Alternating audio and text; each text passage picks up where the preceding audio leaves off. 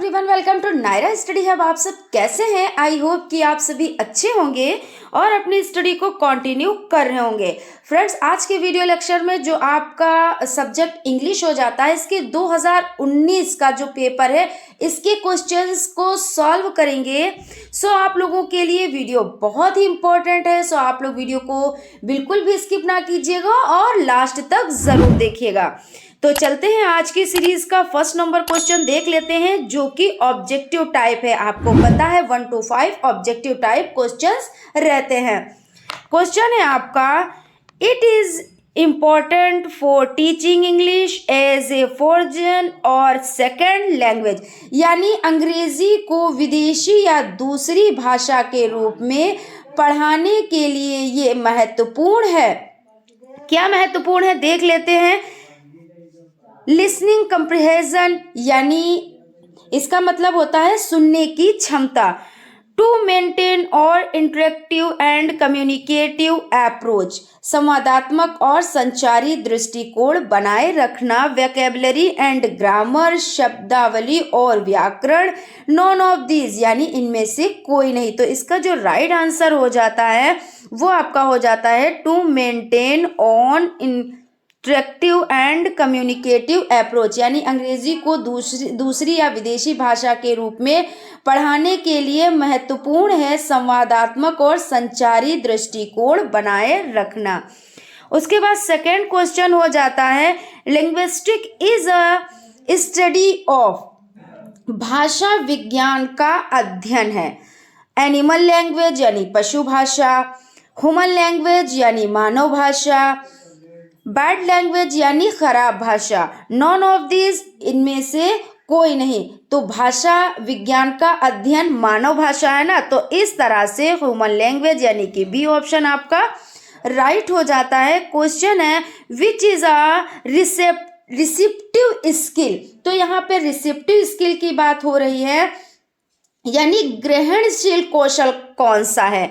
तो इसमें लिसनिंग है, स्पीकिंग है, राइटिंग है, नॉन ऑफ अबव, यानी कि सुनना, बोलना, लेखन या उपरोक्त में से कोई नहीं।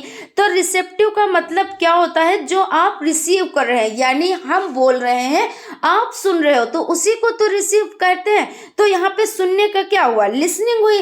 तो यानी आपका यही आंसर राइट हो जाता है। और ये आप लोग याद रखिएगा। देखिए, रिसेप्टिव स्किल और प्रोडक्टिव स्किल।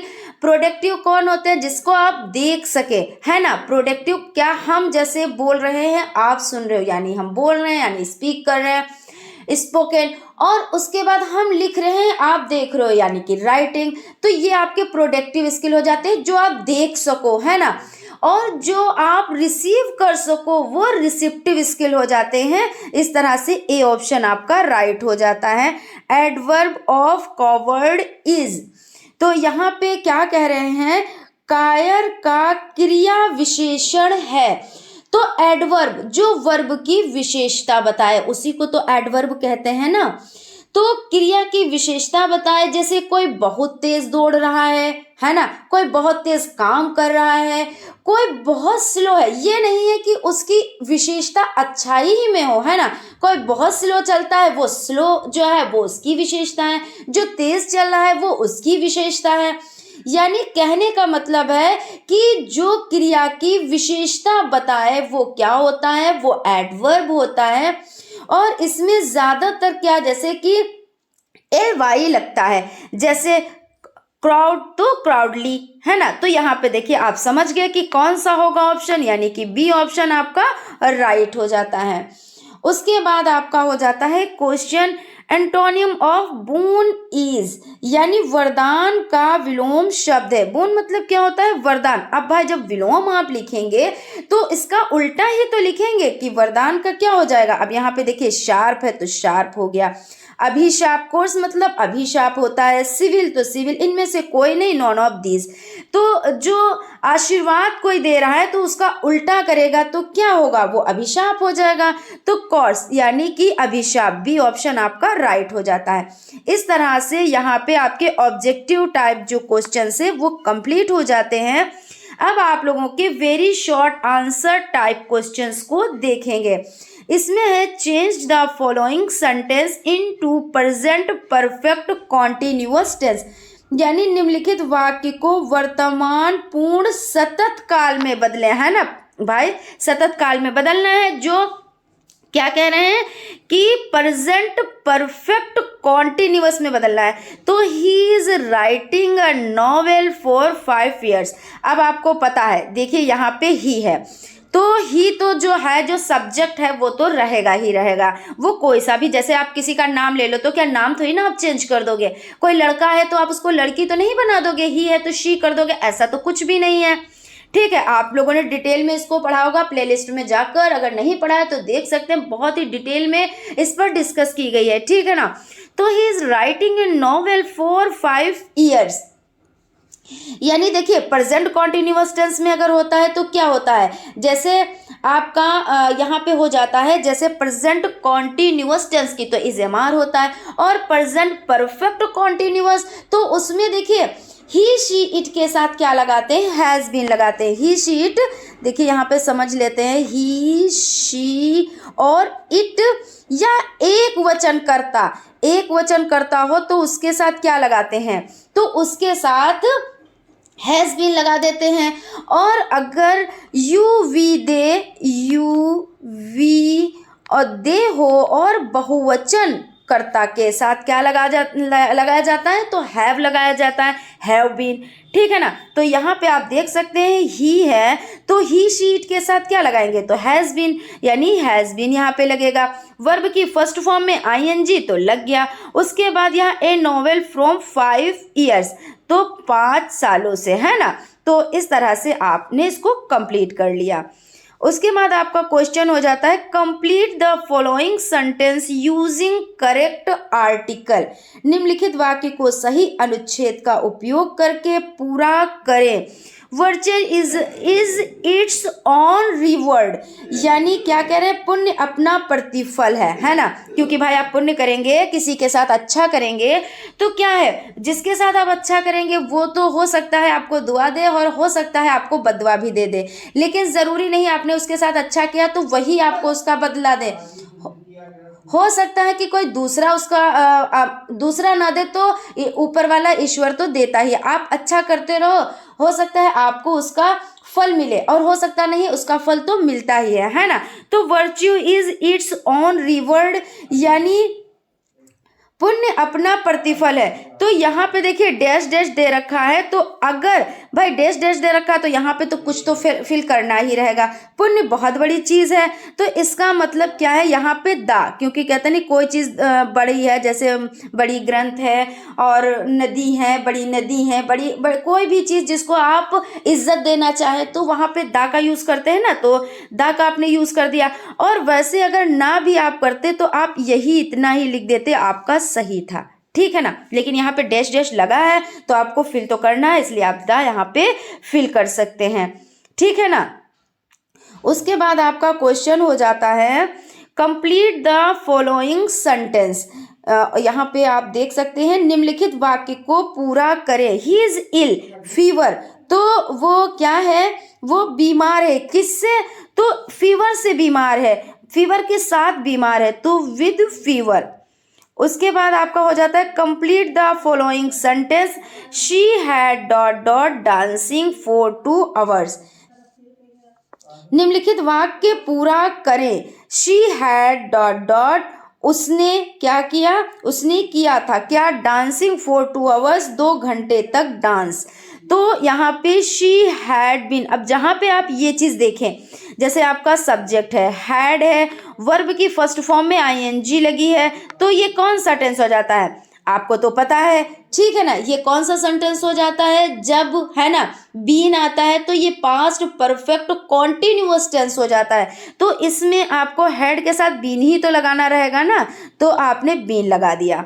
उसके बाद क्वेश्चन आपका हो जाता है correct the following sentence, walk carefully list you may fall, यानी सावधानी से चलो कहीं गिर ना जाओ। तो walk carefully list you should fall, यहाँ पे शुड का यूज होगा, क्योंकि देखिए सावधानी पूर्वक टहलो, कहीं ऐसा ना हो कि आप गिर जाओ, तो यहाँ पर आपका शुड का यूज होगा। उसके बाद आपका क्वेश्चन हो जाता है fill in the correct word. He quarrelled और डैश डैश है ए ट्राइबल मैटर, यानी किसी मामले पर झगड़ा हो रहा है, बहस हो रही है, तो ऐसे केस में क्या है, बीच में प्रीपोजिशन किसका यूज करते हैं, तो ओवर का यूज करते हैं, प्रीपोजिशन ओवर, ठीक है ना। यहाँ पे क्या कह रहे हैं कि उसने झगड़ा किया है ना एक मामूली बात पर, तो over. Fill in the correct, यहाँ पे ही quarrelled over a trivial matter, मामूली बात पर उसने झगड़ा कर दिया है ना। फिर उसके बाद यहाँ पे देखिए यह आंसर लिखा हुआ है शॉर्ट आंसर टाइप क्वेश्चंस। अब इसमें देख लेते हैं शॉर्ट आंसर टाइप क्वेश्चंस में, change the following into indirect speech. Father said he is good player, ये तो बहुत ही आसान है, बहुत अच्छे से आप इसको बना लेंगे, ठीक है ना। तो यहाँ पे समझ लेते हैं, फादर सेड को क्या करेंगे, फादर सेड दैट हो जाएगा, है ना, फादर सेड दैट।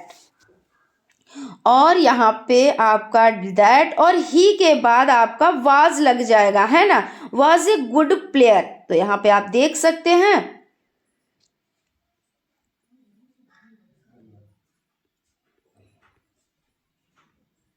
यहाँ पे आप देखिए, यहाँ पे हो गया आपका, है ना। उसके बाद चलते हैं, देखते हैं next. Rita said inverted commas let us play ए मैच, यानी रीता ने कहा चलो एक मैच खेलते हैं, ठीक है ना। तो इसको कैसे कंप्लीट करेंगे,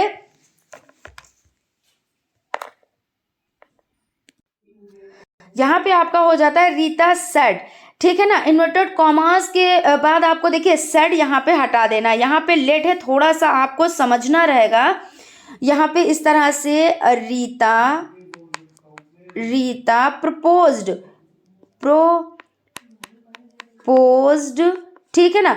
फिर that they, that THAT, that THEY, that they. और उसके बाद आपका क्या हो जाएगा, should SHOULD, should play A match, क्योंकि प्ले ए मैच यहाँ पे है ना, तो प्ले ए मैच हो जाएगा। लेकिन आपको कितना आप अपनी तरफ से करना होगा, जैसे आपका हो गया रीता और यहाँ पे आपका है सेड और इन्वर्टेड कॉमास के बाद लेट अस प्ले ए मैच, तो सेट को हटा के आप लिखेंगे परपोज्ड, और उसके बाद दैट दे शुड, ये आपको अपनी तरफ से लिखना होगा इतना, और उसके बाद प्ले ए मैच आप ये लिख देंगे। इस तरह से आपका कंप्लीट हो जाएगा। तो थोड़ा इस तरह का जो लेट अस इस तरह के क्वेश्चंस हो, यानी कि आपका इनडायरेक्ट स्पीच में बनाना हो, तो आप इस तरह से कर सकते हैं।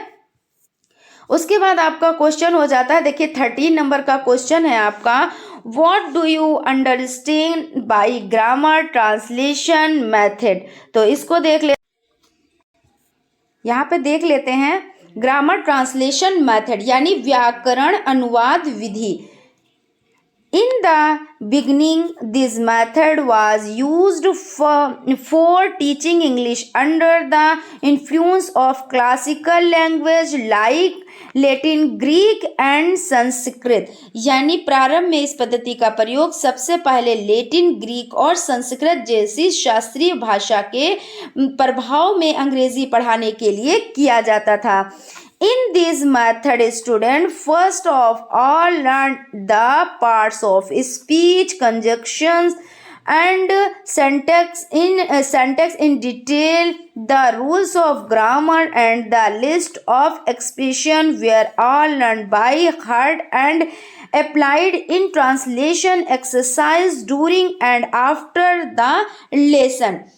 इस विधि में छात्रों ने सबसे पहले वाणी, संयुग्म और वाक्य विन्यास के अंगों को विस्तार से सीखा। व्याकरण के नियम और अपवादों की सूचियां सभी याद कर ली गईं और पाठ के दौरान और बाद में अनुवाद अभ्यास में लागू की गई।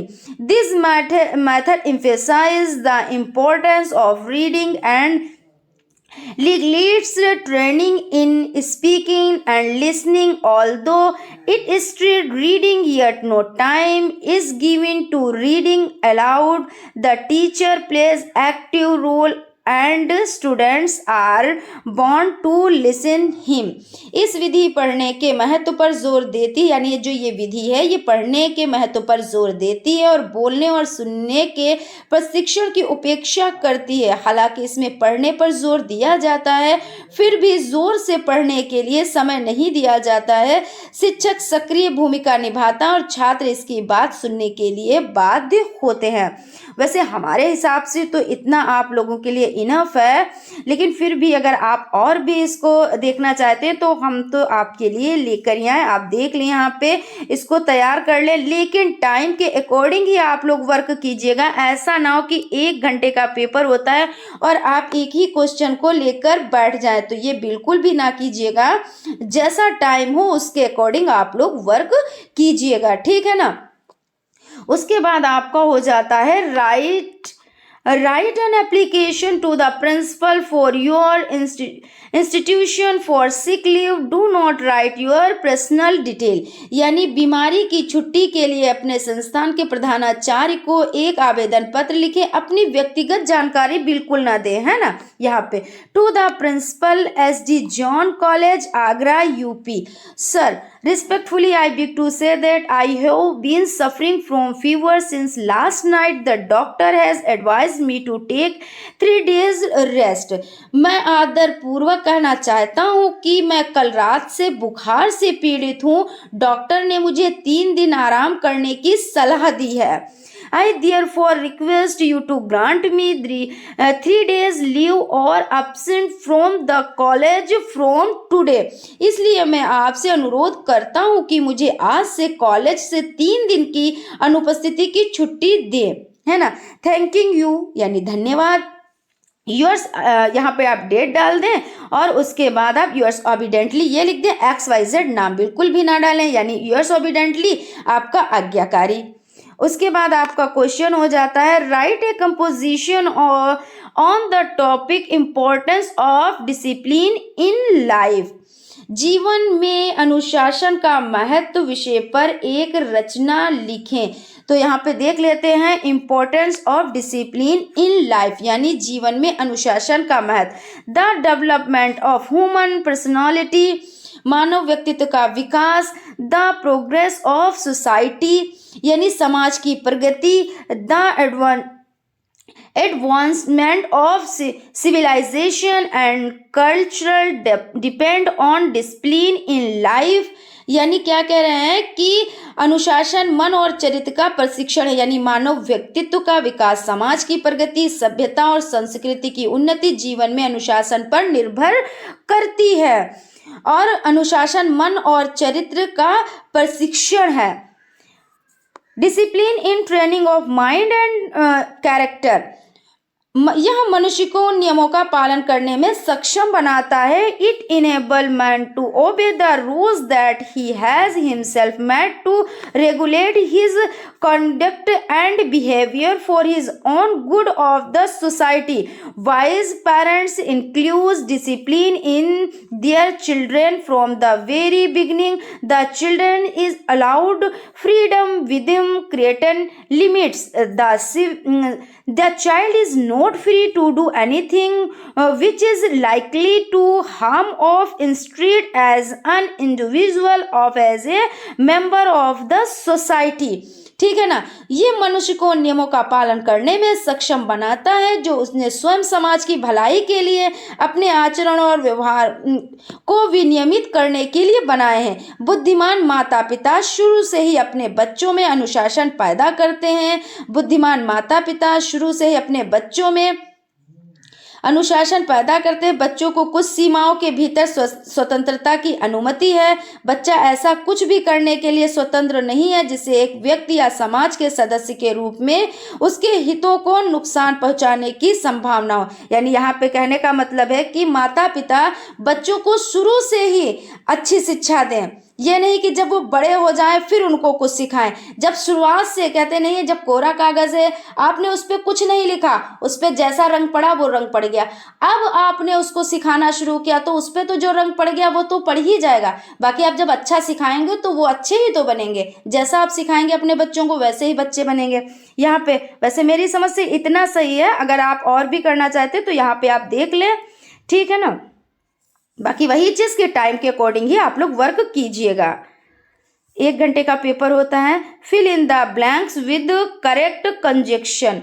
यहाँ पे आपका हो जाता है करेक्ट कंजक्शन आपको फिल करना है। देख लेते हैं।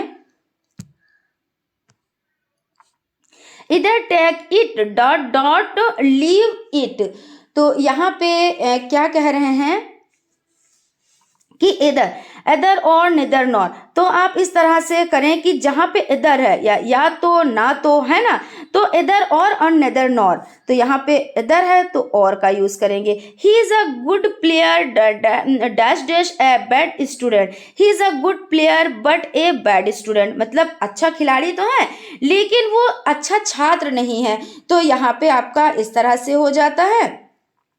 फिर है fill in the blanks with correct preposition. He is superior, superior, interior. इन सब के साथ में क्या आता है? तो इनके साथ में आता है सुपीरियर टू आता है।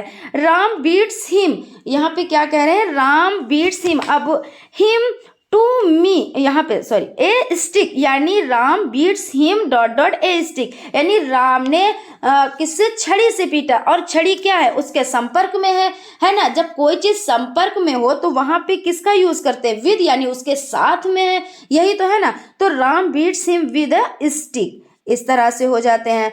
फिर उसके बाद आपका क्वेश्चन हो जाता है, लास्ट क्वेश्चन है राइट वन वर्ड। मतलब एक वर्ड में आपको लिखना है। वही जैसे पिछले वीडियो में भी बता चुकी, एक वर्ड में जैसे हिंदी में करना नहीं होता है कि जो ईश्वर को माने उसे एक वर्ड में क्या कहते हैं, जो ईश्वर को ना माने उसे एक वर्ड में क्या कहते हैं। ऐसे बहुत सारे होते हैं जिनको एक वर्ड में क्या कहा जाता है। या जो अभिनय करे उसे क्या कहते हैं? तो अभिनेता कहते हैं। जो अभिनय करती है यानी लेडी के बारे में तो अभिनेत्री हो जाती है ना।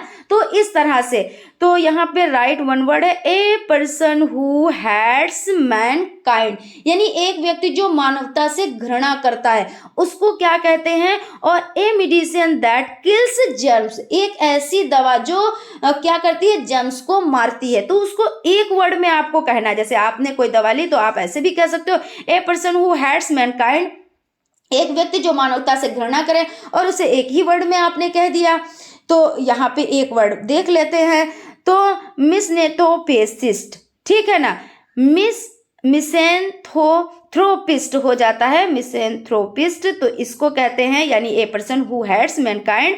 और a medicine that kills germs, तो जर्मिसाइड हो जाता है। तो इसको अच्छे से याद कर लीजिएगा, ठीक है ना।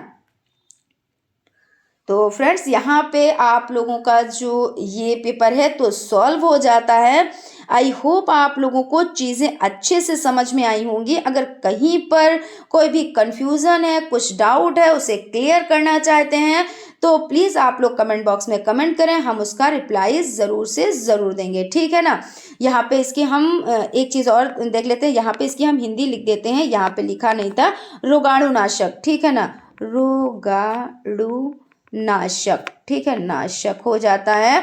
और जो आपका हो जाता है मिसोन्थ्रोपिस्ट, ठीक है ना। तो इसको भी लिख देते हैं मिसोन्थ्रोपिस्ट, ये आपका हो जाता है मिसोन्थ्रोपिस्ट हो जाता है, यानी a person who hates mankind. तो फ्रेंड्स मिलते हैं क्लास में, नेक्स्ट क्लास में, यानी कि तब तक आप लोग अपना ख्याल रखें और स्टडी को कंटिन्यू करें। Thank you.